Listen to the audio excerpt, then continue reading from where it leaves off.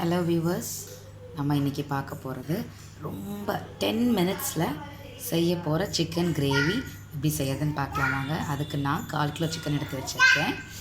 இன்றைக்கி எல்லாமே நம்ம வதக்கி தான் செய்ய போகிறோம். ரொம்ப ரொம்ப சிம்பிள். ஜஸ்ட் 10 மினிட்ஸில் பண்ணிவிடுவோம். எப்படி செய்யலாம்னு பார்க்கலாம் வாங்க.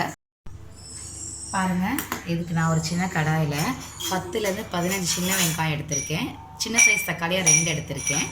10 பல் பூண்டு, ஒரு துண்டு இஞ்சி எடுத்திருக்கேன். இதை முதல்ல நம்ம வதக்கி பாருங்கள். நீங்கள் சின்ன குக்கர் நான் எடுத்துக்கிட்டேன். இதில் 2 ஸ்பூன் எண்ணெய் ஆட் பண்ணிக்கலாம்.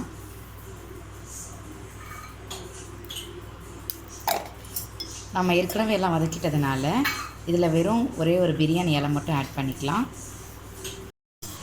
ஒரு துண்டு இஞ்சி ஆட் பண்ணிக்கோங்க. இதில் நம்ம 2 ஸ்பூன் எண்ணெய் விட்டு இதனால் நம்ம வதக்கிக்கலாம்.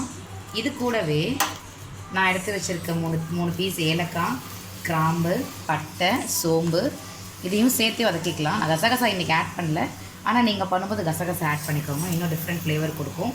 நம்ம இதை ஆட் பண்ணி இதிலே வதக்கிடுறதுனால நம்ம தனியாக கரம் மசாலா ஆட் பண்ண வேண்டாம். இது நல்லா வதக்கிட்டு அரைச்சி தாளிச்சிடலாம். பாருங்கள், நல்லா ப்ரௌனாக வதங்கிடுச்சு. இந்த மாதிரி நல்லா ப்ரௌனாக வர வரைக்கும் நல்லா வதக்கிக்கோங்க. இப்போ இதை ஆற விட்டு நம்ம பேஸ்ட்டை அரைச்சிடலாம். பாருங்கள், நான் அரைச்சி வச்சுக்க பேஸ்ட் இதில் ஆட் பண்ணிட்டேன்.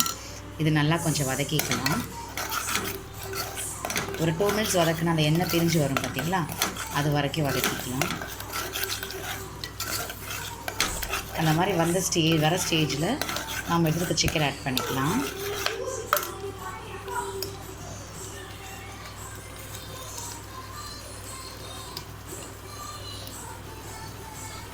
சிம்மாக வச்சுக்கோங்க.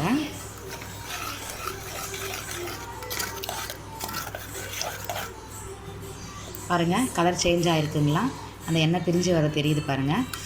இந்த ஸ்டேஜில் நம்ம சிக்கன் ஆட் பண்ணிக்கலாம். நான் இன்றைக்கி 1/4 கிலோ எலும்புள்ள சிக்கன் தான் எடுத்திருக்கேன்.